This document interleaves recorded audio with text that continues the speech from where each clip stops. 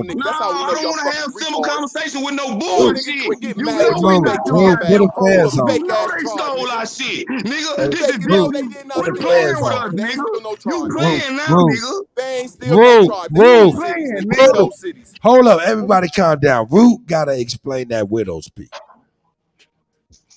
Root, explain that Transylvanian ass widow speak. I get tired of these niggas saying this black and Negro shit and your fake ass tribes is fake with a white leader. All y'all fake too, my nigga. Let's build off this shit. Let's I'm build trying to off keep this on shit, trying nigga. to With listen to your this fake dumb ass ass tribe shit, with a man. white leader. Ah, You got a hey, leader Root. with a white chief, Root. nigga. Root ain't And even you say we ain't black. entertained. That's a fact. That nigga's Root entertained. sleep upside down. Nah, Hey, y'all niggas talking this Dan Conway Hey, shit. You come know up y'all gonna one have niggas time, go real to word. jail and y'all Come lives up one gonna Nigga, matter. time. just here talking you this go. Asian ass shit, Let's nigga. get That's back Can't to even what's hear Dan that. Hey, real Conway word. and Turn up one nigga. time. Come Hear that. up. fuck out of here, nigga. Like Turn up one Burberry ain't time. got a Turn up white one time, real motherfucking word. Come chief, up. nigga. Fuck you talking about? Like You they ain't can't make even two hear that words and nigga. like they made two of every goddamn thing Hey, else, y'all nigga. niggas all got triggered. Hey, look, check Man, it out, man. Satchel, you got a fake ass tribe, Hey, nigga. man, it's all Nigga, good. your It's all Satchel fat, got a good. fake fake Root, ass fuck root, tribe ass, in root. here, nigga. Fuck nigga. wrong with you? Fake That's some ass bitch ass Indians. hoe ass shit you on, Yeah, nigga. nigga, Don't I play with call me you like niggas that, out. bro. Y'all be the That's I ain't right. fake gonna, ass Indians. Root. You going too far now, bro. All right. Nigga, I asked y'all niggas y'all's tribes. Y'all niggas can't say y'all's tribe, y'all some fake ass Indians. I asked you niggas y'all's tribes. Indian, nigga. Murphy got a motherfucking white chief. Hey, Widow's Peak. Just tribe up for us one time. Widow's Peak. It's like you don't know they stole our Yeah, Murphy. Widow's Peak. Just tribe up. Just cam up for us one time. You a motherfucking ace. That's Y'all why got they bring your retarded ass ass up hoes last moved us in time. the You courthouse. motherfucking ace ass Now y'all nigga. mad. All right, so look. That's why Calm niggas down, don't fuck with gentlemen. your Calm bitch down. Rue, I'm about to get on up out of here, Rue. I'm gonna get on out of here, man. Hey, you guys, man, I'm about to get on over to Babs, man. You guys is crazy. I appreciate that nigga Rue, man. Hey, I put him back. Don't talk crazy, nigga. Stop talking crazy with that motherfucking feds on your head and shit, nigga. Anyway, we were crazy in the motherfucker. We need our troll of the day. You know what I'm saying? We need our troll of the day. Shout out Let to Root Word Master Sensei come back. Shout out to everybody. Shout out to Come on here with all this lame ass shit like he don't know they stole our motherfucking shit. That nigga Rue Word nuts. Here we go, man. Hey, man, I appreciate y'all, brothers, man. Hey, man. Hey, y'all say peace. I'm gonna redirect everybody to BAP right now. Say y'all, say peace, man. We out of here. Push I love everybody. you, Root Word, monkey motherfucker. That nigga a vampire. I ain't heard that one in a minute. That nigga got his widow similar to motherfucking Dracula. Master Splinter looking ass. Root Word got a cape like a Dracula. That nigga straight Negrito. That nigga talking crazy. Well, with that being said, man, I appreciate y'all, man. I'm gonna do a little mix here, a little something, man, and get y'all right over the bat, man. Appreciate y'all, man. I appreciate y'all coming, Sachi, Chief Jones, you know what I'm saying, Superman, Alabama, Coosa, man. I appreciate y'all, man. Don't stab nobody with that widow's peak today. Real crazy.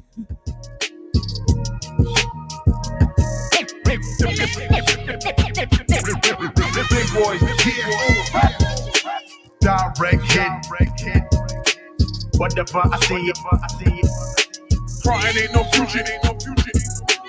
Think I better school him. No, you wanna see me rip it up like bang with the big boys. No, you wanna see me rip it up like I know you wanna see me rip it up like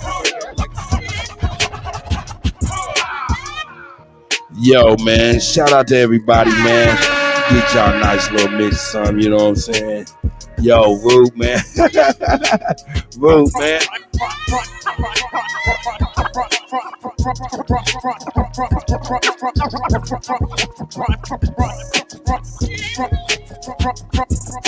Crying ain't no future in your front. Crying so let's crying ain't no future in your front. Crying so let's think I better school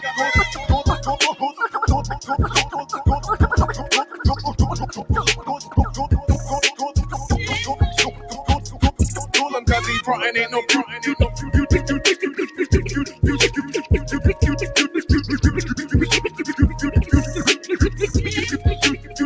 in your front.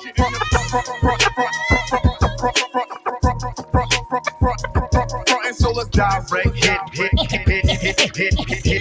hit, don't miss. Direct hit,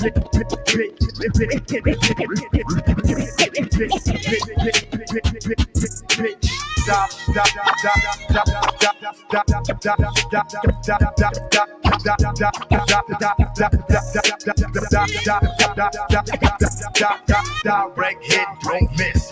Bitch, know you wanna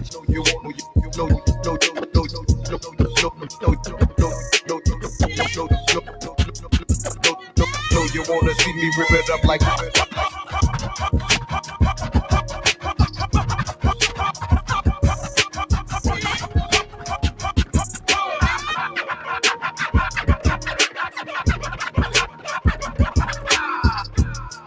Yeah, man, we on it, man. We about to get right on over the BAP.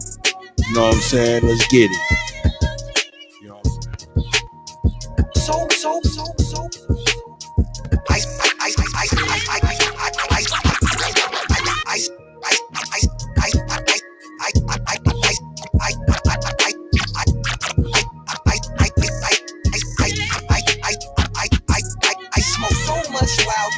Chinese. I fuck 2 bad bitches and they look Siamese. I smoke so much loud that I look Chinese. I fuck 2 bad bitches and they look Siamese. I smoke so much loud that I look Chinese. I fuck 2 bad bitches and they look Siamese. I got these bitches taking pictures, I feel like Spike Lee. You niggas get into the money, but not quite like G. You niggas ain't have to get it every night like G. And you ain't had a heart to cut that shit on sight like G. See, everybody shooters now, boy, they just like threes. Some of them niggas that won't be dead from 2003. My little partner got them old, they 2000 a piece. And if you niggas try to rob or leave you soundly asleep, it's the mob, motherfucker, that's the MOB. That's the AR-15 and hold a 223. It got a honey bun on it, but I don't eat sweet. I got 2 banana clips, but I ain't climb no tree. I'm talking work, I'm talking gang, that's the birds and the bees. You ain't talking about no value, so no purpose to me. If you can't look me in my face, that means you nervous to me. I threw some bumpy brown ostrich on some burgundy seats. My bitch got 38, them bitches purple and pink. When I be working the stove, that bitch be working the sink. Chinese, that I look Chinese, that I look Chinese. I smoke so much loud that I look Chinese. Yeah, I look Chinese. Yeah, I look Chinese. I smoke so much loud that I look Chinese. Got drugs like a pharmacy at high B. Yellow diamonds shining hard and they look like speed. Bitch, I'm just doing my thing, please don't mind me. Most you niggas straight square looking like sliced cheese. Hard for you to get money, bitch, I make you with ease. It's so easy that I even make this shit in my sleeve. Smuggling is a hobby, I got bricks in the Jeep. Say money talk, boy, please don't speak. And now my shooters shoot for nothing, man, them boys don't think. And I stay on the snow, something just like skis. And I stay on the field, just like Drew Brees. Bitch, I got a lot of paper, but it's not loose leaf. Told them bitches they can't ride, I only got 2 seats. What you make in a year takes me 2 weeks. I'ma go in the game, so I like 2 streets. So much loud. Chinese. Hey, yep. I smoke so much loud that I look Chinese. I look like Bruce Lee. I look like Jet Li. You gotta think about that shit before you disrespect me. That nigga pistol quick to shoot. He got that PTSD. You got it so much loud that I look Chinese. What? I smoke so much loud that I look Chinese. I look like Bruce Lee. I look like Jet Li. That's right. What? That's right. That's right. Yeah. Partner got them bows, they 2000 a piece. Right. So much loud that I look Chinese. I look like Bruce Lee. I look like Jet Li. You so much loud that I look Chinese. I look like Bruce Lee. I look like Jet Li. You got to think about that shit before you disrespect me. That nigga pistol quick to shoot. He got that PTSD. You see that so much loud that I look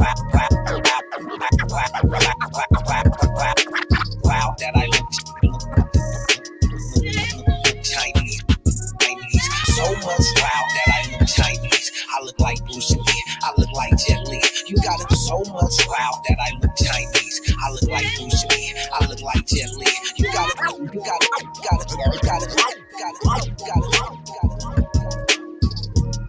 Hey man, shout out to y'all, man. Have a great day, man. We off and on over the bat, man. Shout out to everybody. LJ, man. We words, everybody, man. We word nuts, man. Once again, man, we out. Peace.